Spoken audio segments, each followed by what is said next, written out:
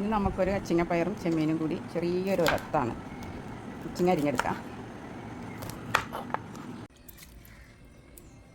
ചെമ്മീൻ clean ചെയ്തെടുക്കാം.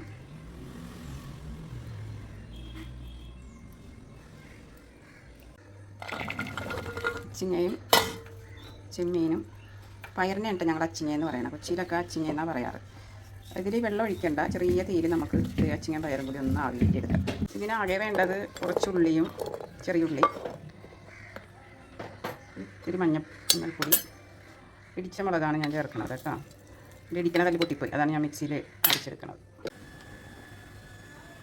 എണ്ണ ഒഴിക്കാം, കടുകിടാം. കടുകില്ലാത്തൊരു പരിപാടി എനിക്കില്ല കേട്ടോ. എല്ലാത്തിനും എനിക്ക് കടുക് വേണം. ഇറച്ചിയിലും മീനിലും മാത്രം കടുക് ഇടില്ല, ബാക്കി എല്ലാത്തിലും ഞാൻ കടുക്. കടുക് പൊട്ടട്ടെ. ചതച്ച് വെച്ച ഉള്ളിയും മുളകും.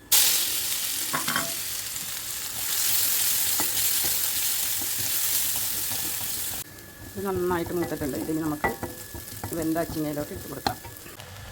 പയറ് നന്നായിട്ട് വെന്തിട്ടുണ്ട്. നമുക്കതിലേക്ക് ഇട്ട് മിക്സ് ചെയ്യും. കഴിഞ്ഞു. വേണ്ട പരിപാടി. Mix well. പയറും ചെമ്മീനും റെഡിയായിട്ടുണ്ട്. ഞങ്ങൾക്ക് ഇത്രയും മുളക് മതി കേട്ടോ. അതാണ് നമ്മൾ കുറച്ച് എരിവേ കഴിക്കാറുണ്ട്.